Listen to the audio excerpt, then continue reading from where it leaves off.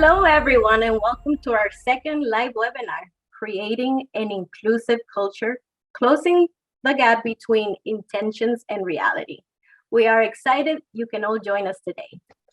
Throughout the webinar, we will assist you building awareness, capabilities, frameworks, and the skills to achieve a measurable and highly cultured results. You'll also learn how to integrate DEI, diversity, equality, and inclusion, into all aspects of the organization, culture, also the employee journey and the customer experience, and creating a sense of belonging that supports positive, tangible, and lasting changes. If you have any questions throughout the webinar, please write them in the Q&A box and we'll do our best to answer them at the end of the section. Co-hosting with me today is my dear friend, Adriana Vaccaro. She is the CEO of Culture Redesign. Hi, Adriana. Hi, Gina. Hi, everyone, and thank you for joining us today.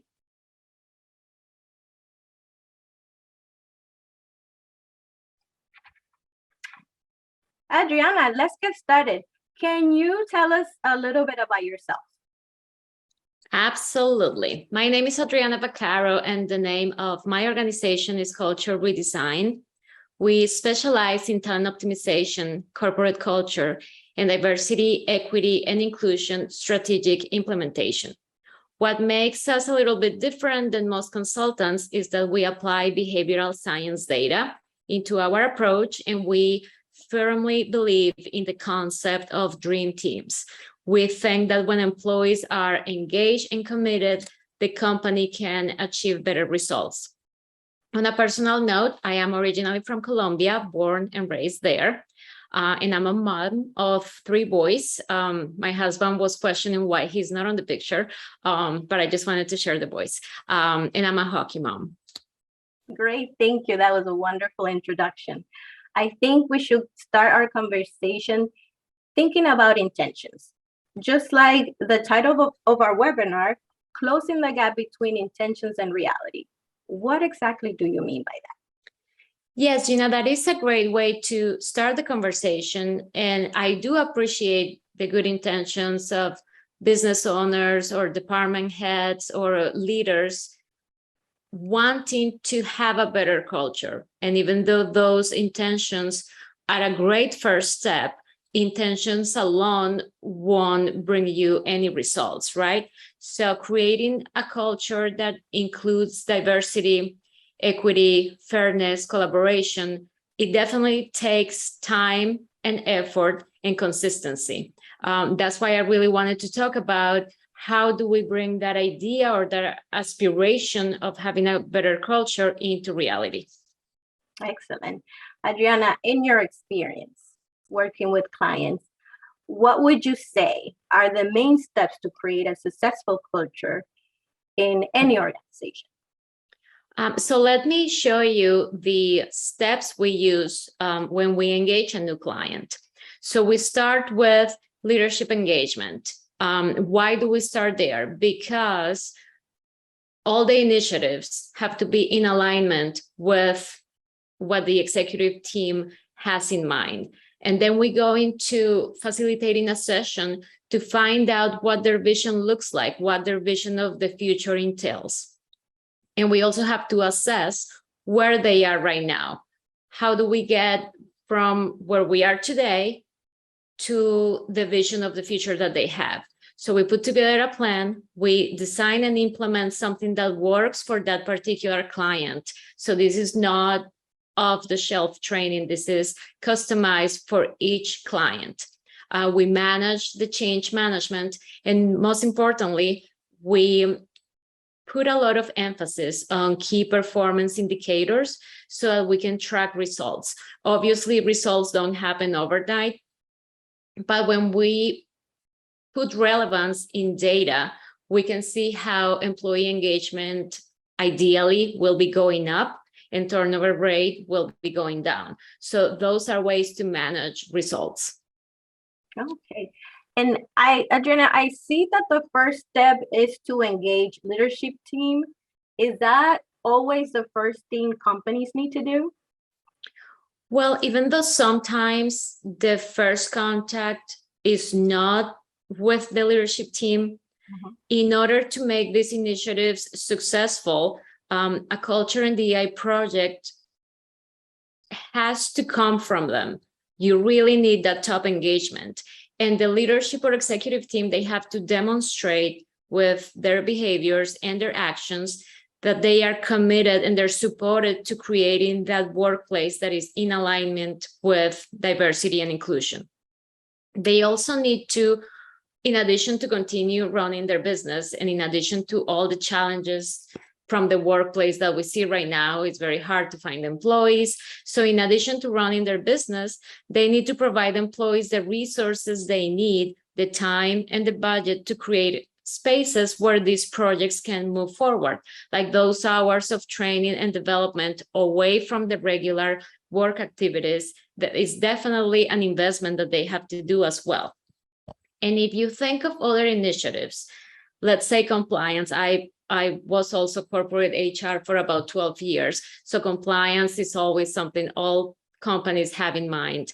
And when we think about compliance, the leadership team, if you want to run a compliant company, they don't stop at intentions, right? They write a compliance manual. They implement compliance best practices. Maybe they hire a team of people to support those efforts. They create standard operating procedures explaining step by step what employees have to do to remain compliant. They have trainings in terms of compliance. They talk about compliance with new hires. It's part of the onboarding process.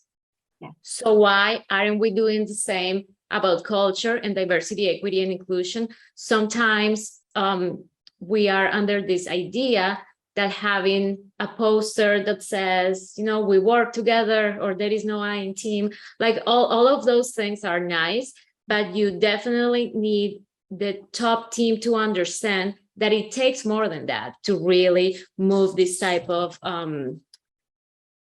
initiatives forward. At the same time, it might sound overwhelming. And if someone hasn't had the exposure, you know, how do I accomplish all this? I have to change the job descriptions. I have to write all these manuals. But I think my recommendation is always start small. And when you start with small actions consistently, progressively after a period of time, you will definitely see a transformation. That's interesting to think about initiatives in a company and how supported they are. Could you give us a sample of initiatives that company can do to close the gap between intentions and reality when it comes to culture? Absolutely, Gina. And I wanted to have a really practical conversation today. So I want people to be able to get off the webinar and be able to have something they can do. So in terms of diversity, equity, and inclusion journey, every company is at a different place. So depending on where your company is at today, here are some recommendations. So for a company that is maybe getting started into a culture and DEI trend of improvement, I will recommend either writing, if it doesn't exist, or reviewing their employee value proposition. And that is that promise that the company is putting out there to all the employees and potential employees of why they should work for us, right? This is my promise. And sometimes that employee value proposition was written 5-10 years ago. So maybe it's not in alignment with diversity and with all the challenges that we see now in businesses. So it's a good time to review that. The same with core values. Maybe revisiting, if they already exist, revisiting them and updating them. If your organization is a little bit more advanced and maybe they have done some things already, I will recommend something that I call a cultural blueprint. And this is a list of behaviors that support your values, because sometimes core values are left out for interpretation, right? And we may use words like committed or honesty, but what does it mean? And what does it mean in your particular job? So if honesty is one of my values, I will write behaviors like we always tell the truth to our clients. We are committed to our due dates. We keep projects on time. Those are ways to show honesty. For my company, one of my core values is connection, and I want to develop that true connection. When you have true connection, honesty, authenticity, you can have high expectations of people around you. Another thing you can do, or a company can do, especially if you are a little bit more mature in your DEI journey, you can either put together a DEI strategic plan, and you can concentrate on different areas like career path, culture, employee resource groups, employee affinity groups, creating a DEI committee. Or you could develop DEI best practices for talent attraction and retention. And I'm talking about let's say when we promote an employee, do we have an inclusive promotion practice, or are we promoting the person that sort of fit the mold in our head? Do we have stop measurements to make us think about our decision-making process and sort of promoting actions of equity? Thank you. I really appreciate how you classify them by level of maturity of the company. Let's talk about the gap.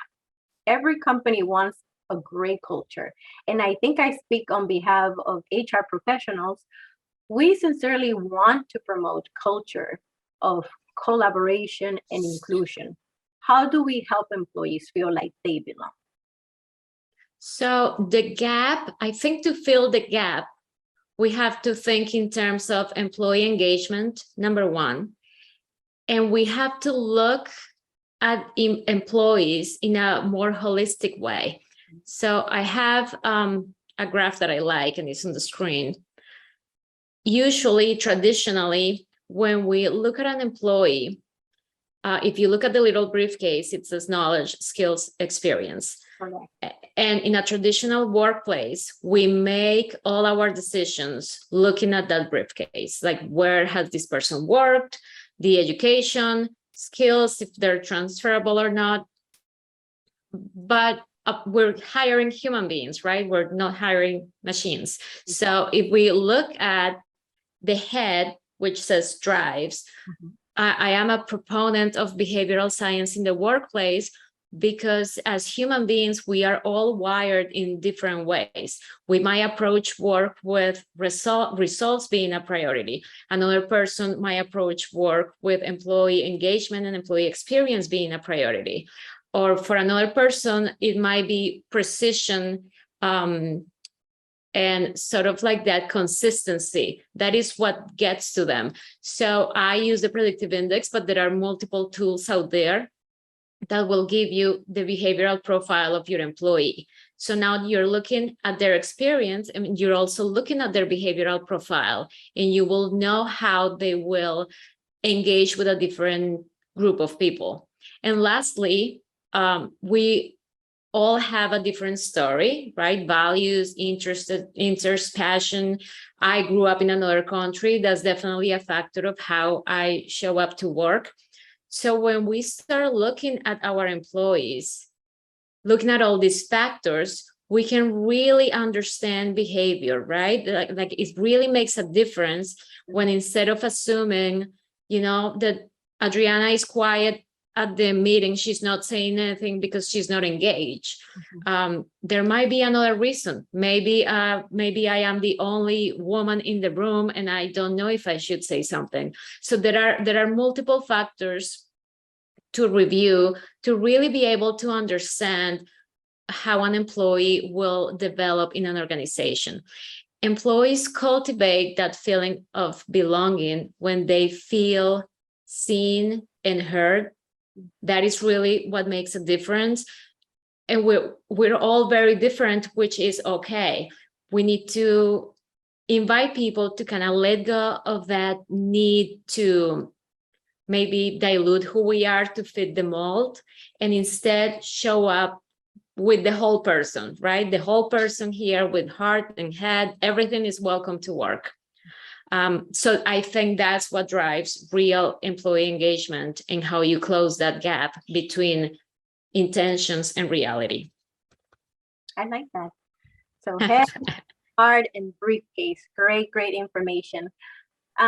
Lately, I've noticed more and more organizations creating a DEI committee. Is there a particular recommendation you have for companies to help their committees be more successful? Yes, and I agree with you. A lot more companies are embracing the idea of a DEI committee. And I can share some, I would call it lessons learned from my work. And even though it's a great idea, sometimes we have a committee and we have a group of people that have a job, accounting, HR, sales, whatever their job is. And in addition to that, they want to do something positive. That is great, but maybe they don't have all the skills they need to make that effort successful. Maybe they haven't facilitated a meeting. Maybe they don't know how to move a project forward. So training and support is really important. And when I say support, I don't mean doing the work for them, but I mean giving them the tools so that their engagement is successful. Also, access to the leadership team. You don't want a DI committee that is sort of working independently, meeting once a month and talking about diversity, and maybe coming up with a list of suggestions that are not in alignment with the organizational structure or with the mission of the company. So that access to leadership, because they have to be in complete alignment. And lastly, helping them develop goals that are achievable and measurable. If it's your very first committee, you cannot expect them to have, 10 different leadership development trainings put together for the company. So it has to be measurable and reasonable, obviously, because you want them to be able to join this committee and be successful, add value to the organization. So I think those three are things that I have learned. Give them support, access to leadership, and track their results. Yes, results. I think that is a key word here when we talk about committees. Let's talk now about the benefits of culture initiatives. Yes, so I'm gonna start with this graph because I don't have a person to give credit to, but I read it the other day, and it said culture is just like the water on a fish tank.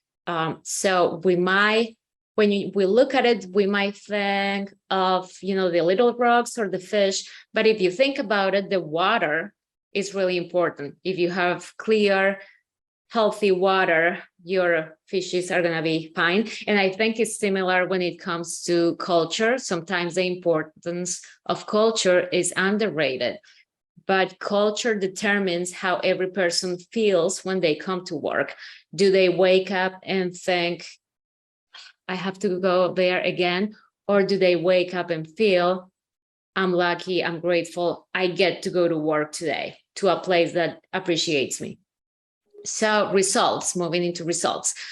So culture initiatives affect the ability of an organization to attract and retain talent. When employees have that deeper connection to the workplace, they get that feeling of fulfillment and belonging.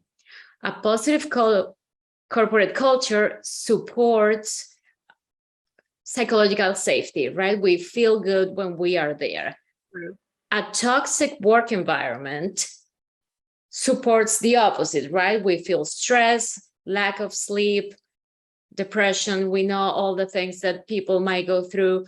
And also all the consequences of staying at a toxic place for a long period of time. I think we can all agree it doesn't really matter how much money you are making if you are not in a good place mentally.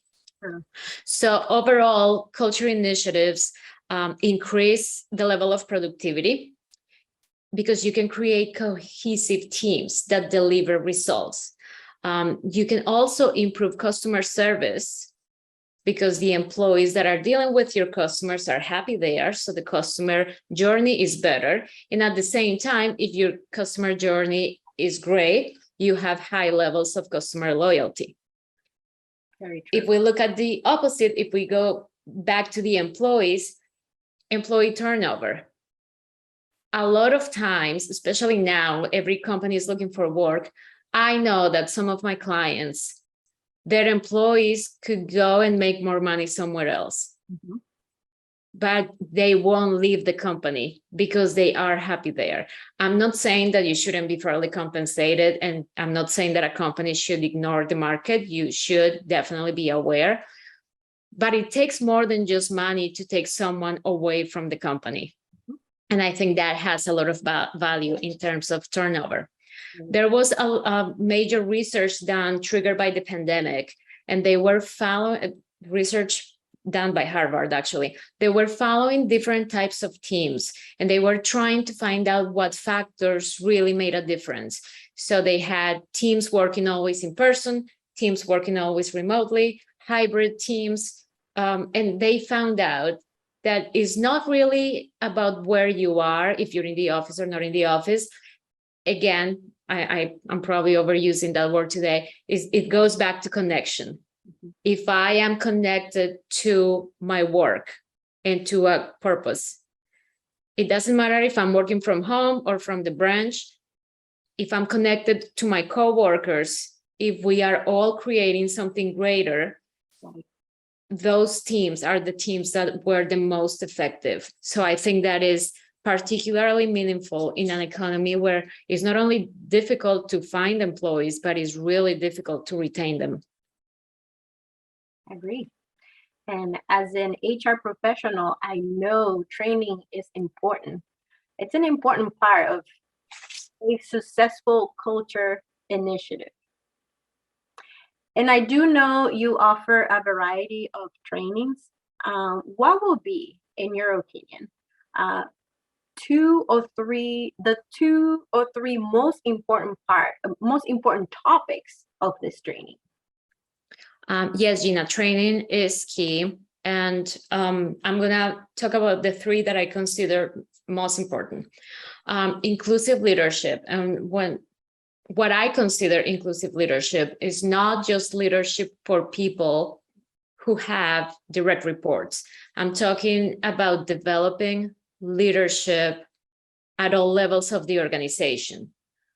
Because when leadership can be found at all levels of the organization, you can create that deep trust, right? You can have a team of employees that want to collaborate and want to cooperate and want to have respectful interactions and want to support each other. So inclusive leadership is really what can make a company really effective. So I probably need to come up with a better name for the training topic, but right now I call it inclusive leadership because it's about how you conduct yourself when you are with others, even if you're not the boss. It's not only for the director of operations, it's for every person in the company.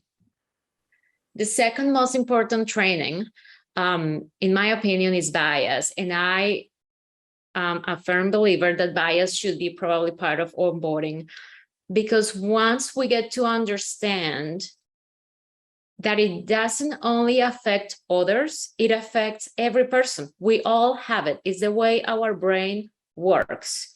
We walk into a room, we see someone, we look at a resume, and our brain, our subconscious brain, is immediately telling us, this person cannot do the job, that person doesn't like you, this person is not successful. And it's not an ill intent, it's not conscious, right? It just happens in the back of our brain. So we need to find ways to understand it, interrupt it, and mitigate it, and maybe make less decisions based on our gut feeling and concentrate on data. In terms of hiring, for example, use a hiring rubric. Does this person have A, B, and C? So you're not only going by, oh, we had a great vibe, she's going to get the job. Because that doesn't mean that person is going to be successful just because she was having a good vibe with you during the interview. So those are things that really help us identify when bias is taking control of our decisions and we don't even know it. And lastly, as you may have noticed by now, I have a very practical approach because I really want results to be tangible. So take action on diversity, equity, and inclusion. It's about really embracing the journey and the positive change as an individual. We tend to think in terms of diversity, we're going to sit in a room and learn about, all different races and how to support LGBTQ. And while those are very important, I always want to take it to the next level. How do we do that here? Should we add our pronouns so we don't have to be asking each other next to our signature? Like, there are different things depending, again, not everything is for everyone, but depending where you are in your journey, you should be able to take action, even as an individual. Every decision you make in a day is an opportunity to show action that promotes a positive environment. Great, thank you. What makes your program different than others? So our approach is reality-based, deliverable-based. We know that running a business is extremely difficult. So we really want to provide a hands-on consulting experience. So we allow during our trainings and consulting time for co-creation of deliverables so that clients have something to really use, guidance. And they walk away with a lot of deliverables, again, specific for each job and for each person in the company. We help them with the culture blueprint that I described initially, and we work on building capabilities, right? So we start with self-awareness, which is that cognitive disruption of let's think in a different way, and practicing, because you can see through a training, but it's not until you start practicing every day and being aware that you really can get to a place of change. It doesn't mean that everybody has to become a human rights activist tomorrow, but definitely small actions will generate change. Self-management, how do I interact with others, and tied to relationship management. And lastly, social awareness. When we realize that as a company, as an organization, we do have an impact in the community in which we operate. How can we have a very positive impact, something that makes a difference? People want to come and work for you because you are a place that supports learning and development, but also because you care about the community. You care about those around you. You're doing something good. So I think that is really the building of capabilities is what I think differentiates our programs from different programs. Absolutely, absolutely. Great, thank you. Creating a positive organizational culture is definitely something I want to support where I work. What are your recommendations for someone wanting to contribute in some way, but maybe it's not ready to commit to a full program, or maybe without the budget for the training initiative? I think for professionals in HR or in general, for professionals wanting to support positive change, it's about thinking about the power that we already have, right? Like as individuals, even if we don't have a executive chief of something title, we have power to positively affect those around us. So I think educating yourself, maybe joining different groups where you can learn what different people are doing to promote positive change, you will be able to find more and more ways in which you can sort of create that contagious vibe. And I can tell you, if you start doing something, it will easily spread. And I think we all have experienced at times in a company, the department that is like really cool, they get everything done, they like each other, they have fun, and then you find, let's say, is the payroll department. So you find the salesperson that wants to find a way to move to the payroll department. So I think that sort of great cohesiveness, when you start with yourself, what can I do today, Gina Mateo, what can I do today to create a better work environment? Without a budget, without anything else, with what you have, there is always something you can do to make your company a better place to work. I agree. We all have the potential to become a positive change agent in our own way. And I think a lot of companies will benefit from your trainings. If anybody is interested, how can they reach you? I love to connect with people that are interested in culture, and even no commitment, right? But if you want to schedule a 30-minute consultation just to talk about where you are, maybe you don't know what next steps to take, I would love an opportunity to talk to you. Again, there is no commitment of any kind, just starting that relationship, and even finding people for me that believe in culture and that want to promote a sense of belonging in a company and promote diversity, equity, and inclusion. I definitely would love to connect. So my calendar is right on my website, and you can schedule time with me, cultureredesign.com, or you can email me or call me. Okay, thank you so much. Let's see if there are any questions from the audience. Okay, let's see here. All right, we do have a couple of questions. First question is, my company will benefit from training, but we are short-staffed. Should we wait until we fill all the open positions to start something like this? I love that question, because it's like when you want to change to healthy habits, right? Next Monday. Should I wait until next week, next month, next year? And I do know a lot of companies are short-staffed, but I think there will always be some type of turnover in a company. So I will recommend getting started, even if you are missing some key players, and you take control, you decide what can you commit to. And maybe it's just you want to write a DI commitment for the organization, and that's all you can do, and that's fine. But as long as you get started today, even with small actions, that will progressively show better results. Great, thank you. That was a great answer. Let's see.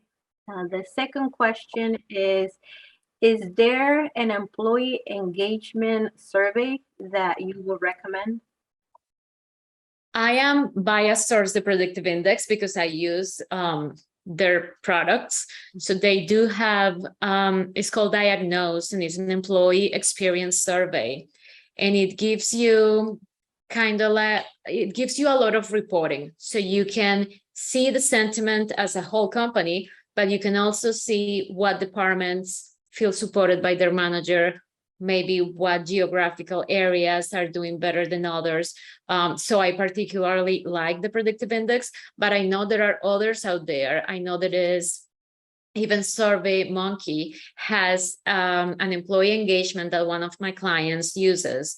And I was actually quite impressed with the in-depth questions that they have, a lot of open-ended questions, letting people sort of talk about their feelings in relation to the workplace. So I will recommend that one as well. If you don't have an actual system, I will recommend SurveyMonkey.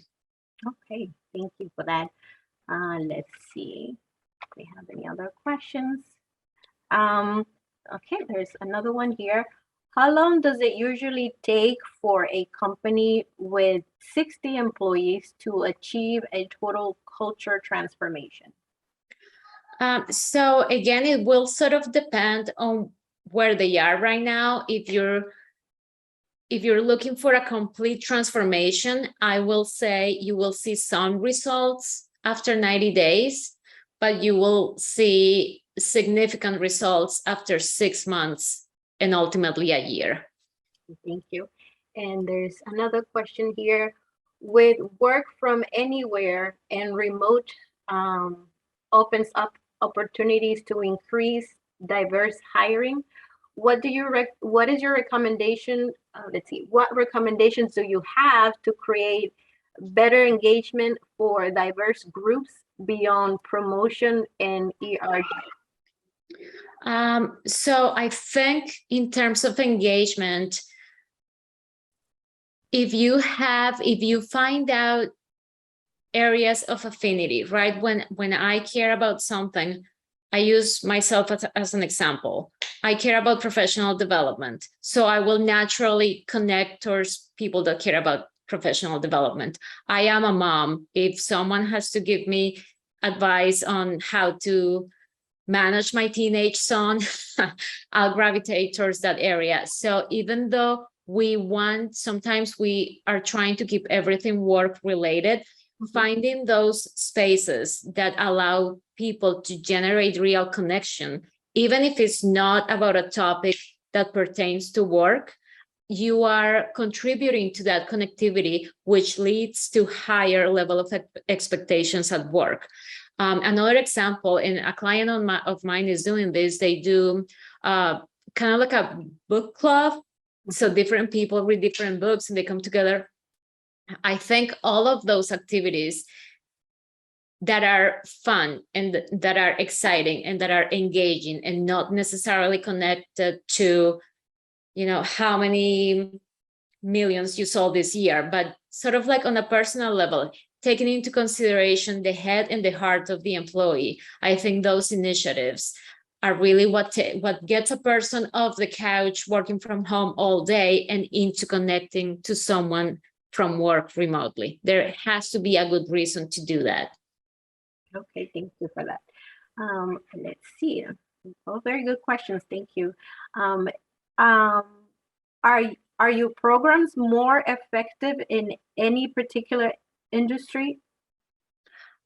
So culture is industry agnostic. However, I will say we have to, when we're looking at a client, and again, our programs are not sort of off the shelf, we'll do everything and the same thing for every client. We really have to look at how your business operates and tailor our approach to fit your industry. I have clients in the financial industry, staffing. I have a couple of nonprofits. I'm working with an orthopedics company, a technology company. So I think the difference in industry is very relevant. However, we're always aware of, schedules and productivity and things like that. And we make sure we accommodate whatever industry the client belongs to. Okay. And let's see, the last question. Is there a minimum number of employees necessary to start a diversity, equality, and inclusion committee? I don't think there is a minimum. However, especially for smaller companies, I know you can't, like if you have 15 employees, you can't expect 12 of them to stop working and become the committee, right? So it has to be relevant to the number of employees, but I will try to steer away from maybe a committee of 3, because if one person is out and a decision has to be made, you can't really vote. With companies that are a little bigger, I am currently working with 2. One has 10 employees in the committee, the other one has 11. And I think that kind of number is very reasonable, because if someone is out, you can still have a meeting, a completely productive meeting, and that person can just read the minutes. And you also have the ability to do a little bit of professional and leadership development if you have a chair and a secretary and a project manager. So you have that collaboration, and the committee is really more than just a committee, right? There is a lot of exposure and access that they get. So it's a big benefit to have one. Yes, I agree. Let's see, we have another question. how do I start an employee value proposition, and how long do you think it should be? So I'll use an example from a client. They recently changed their employee value proposition, and it's one paragraph, about 4 lines, but they really took into consideration their promise to their employees and their promise to the environment. So I thought it was, obviously, when I facilitate these meetings, I can add value, but I cannot steer it in any way. It has to come from them.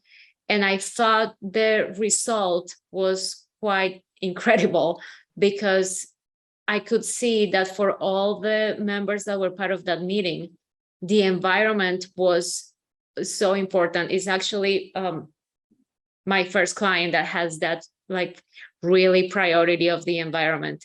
And I thought it was meaningful that they put it in their employee value proposition, because if I am a candidate and I'm looking for a place for work and I care about the environment, I'm going to want to work for them. They do have great technical solutions, but they care about the environment. So I'm going to want to work for them. And I thought that was very interesting. So I don't have an answer in terms of how many words or how long, but I will say, as long as you clearly communicate what's your priority in terms of what people will get from working for you.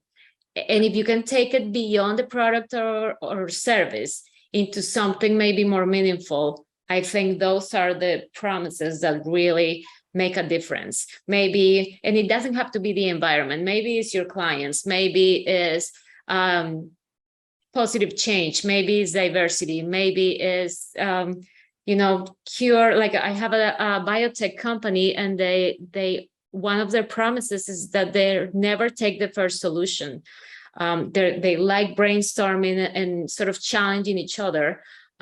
So employees have to know that before they come in. Otherwise, they're going to be wondering, why are they questioning everything I propose, right? It's just part of what they believe should be the norm. Great answer. Thank you for that. Those are all the questions. If you have any additional questions, or if you are interested in any of the programs today, here's the information for Adriana and Culture Redesign. We are also on social media, Culture Redesign, Instagram and LinkedIn. And on behalf of Culture Redesign, I want to thank you for joining us today. We really look forward to have you join us in any future events. So thank you so much, and have a wonderful day. Thank you, everyone. And thank you, Gina, my friend, for hosting me. You're very welcome. Have a good day, everyone.